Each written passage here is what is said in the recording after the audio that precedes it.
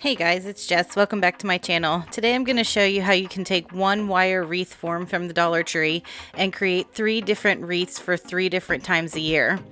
The first thing I'm going to do is use my wire cutters to snip off the outer ring, and I put into the base of the wire cutters because that's where you'll have the most pressure when you're cutting through these. If you have a little bit of trouble, you can always take your wire cutters and kind of twist it on the wire to create a score line, and then you should be able to snip through it. So once you remove the outer ring, you're going to work on removing the second ring. And you can see here, this is where I'm twisting it to kind of create a score line. Now the center 2 rings are going to stay together because that's going to be our 3rd wreath. When I was taking off this second ring, I did break it a little bit, but I'll show you how to fix that later.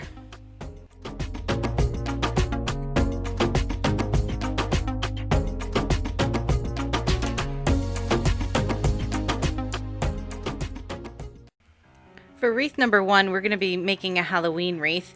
Now this is the second largest ring from the wreath form, and you can see where I broke it. So I'm just going to add a little bit of hot glue and then wrap it in duct tape, and you won't be able to see that later.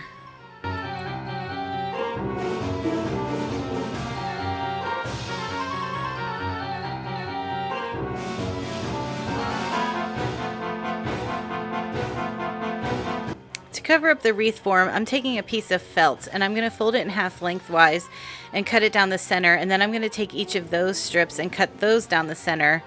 Then I'm going to take the 4 strips and cut them in half so that I have 8 strips all together.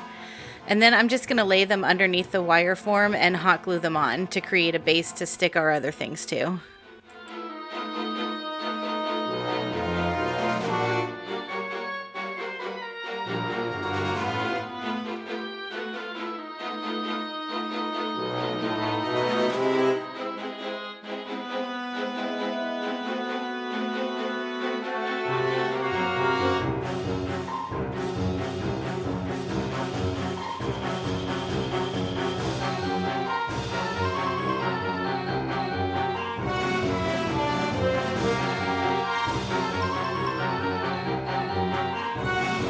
Once I had all the felt glued in place, I took a pack of this spider webbing from the Dollar Tree, and I originally was going to try to wrap it around it, but it was a little bit more difficult to work with, and it was kind of making it look too uniform, and I wanted it to kind of have this like smoky look to it. So I started by wrapping it around, and then I started pulling it apart, and I eventually started cutting strips of it and pulling them apart and then just gluing them down until I like how it looked.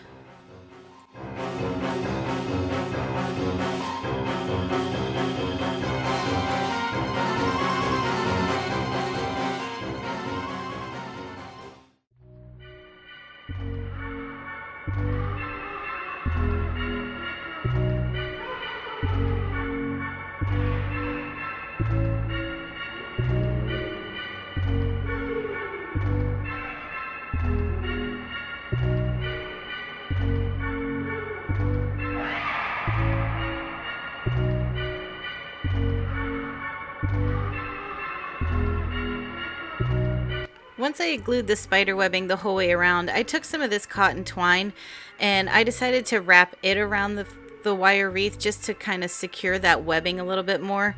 And you can see here, once you wrap it around, it kind of blends in with everything. And if there is a spot where you see the twine, you can always pull the webbing apart a little bit more to cover it back up.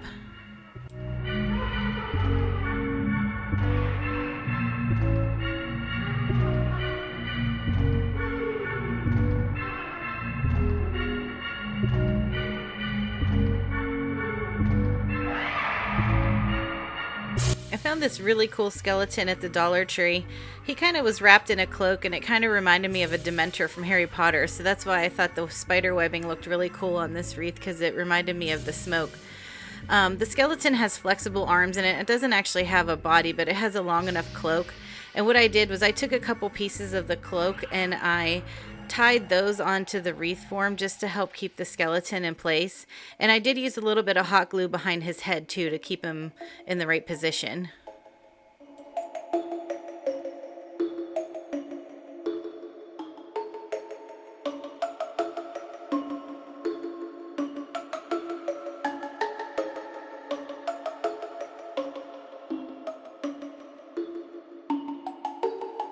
To finish off this wreath, I used a couple of the plastic spiders that came in with the spider webbing, and I just glued them on here and there. I put one on his hand and one on his hood, and then I glued a couple to the actual wreath.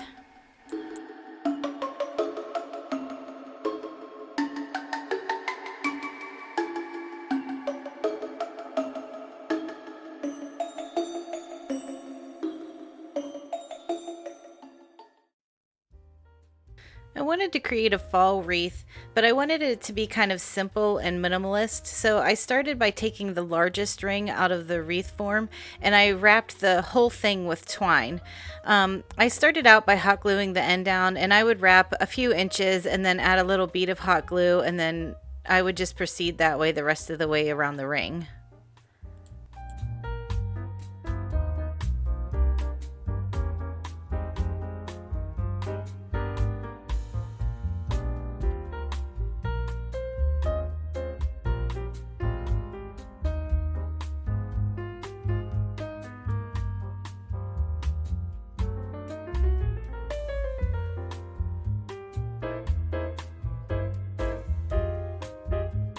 Anytime I wrap anything with jute twine, it always seems like I have a lot of fuzzy edges, so I like to take a lighter and just burn off most of those little fuzzies.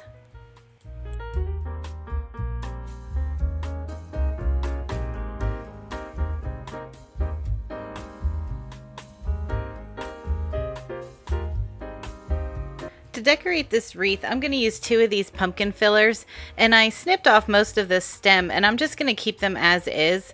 I'm just going to curve the bottom a little bit to match the curve of the wreath, and I'm going to use a little bit of hot glue to attach it, and then I'm going to use my clips to hold it in place until the glue has a chance to harden.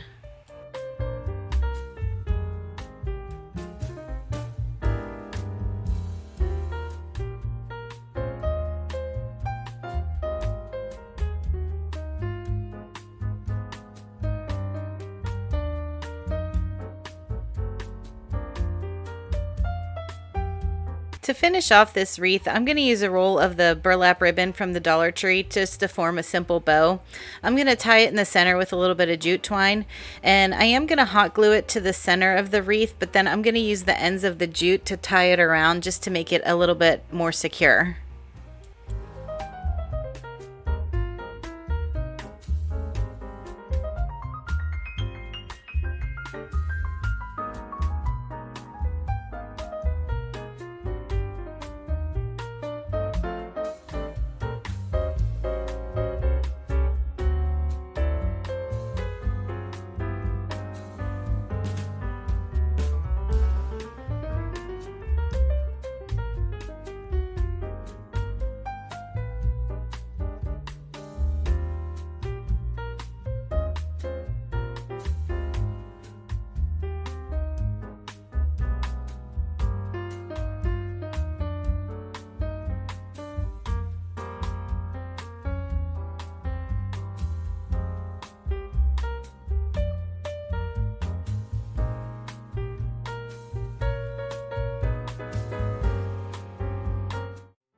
For the third wreath, I used both of the inner rings of the wreath form, and I just kept those attached. And I found this really cool scarf yarn at the Dollar Tree. It has a little bit of sparkle to it. It has a couple sequins here and there.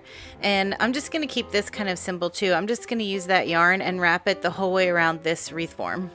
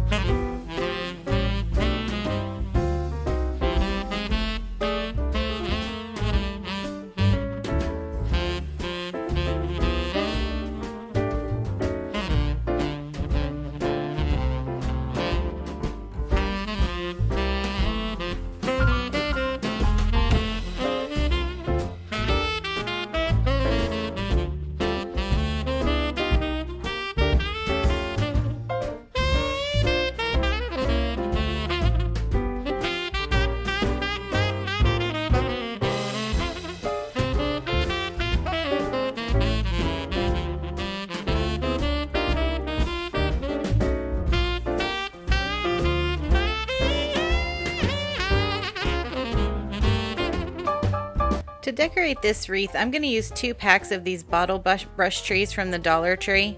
You'll need 2 packs because I need 1 big one and 2 small ones. I'm going to use a few of these tumbling tower blocks, and I'm going to hot glue them to the back of the wreath to create a little platform for the trees to sit on. Now you don't have to worry about what color these blocks are because you won't see them from the front.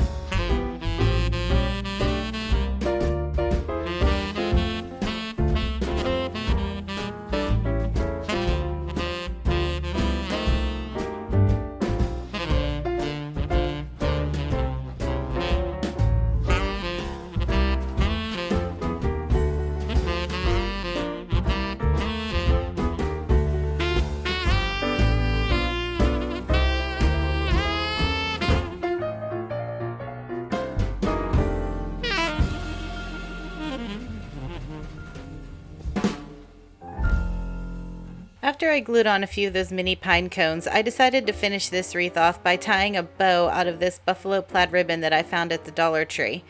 After I got the bow situated how I wanted it, I just tied it onto the top of the wreath.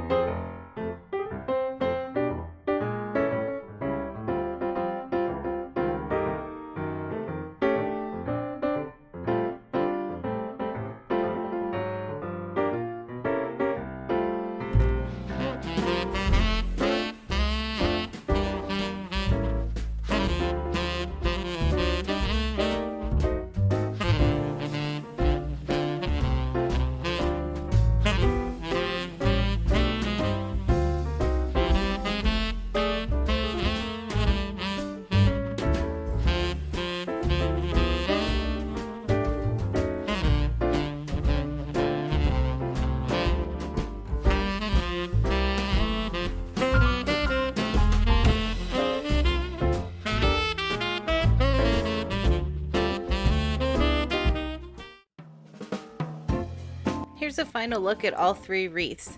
Thank you guys so much for watching. If you like what you saw, please subscribe and don't forget to give me a thumbs up. Let me know in the comments which one is your favorite. And by the way, the buffalo plaid bow on the last wreath is a little teaser as what's to come in the next video. I'll talk to you then. Bye!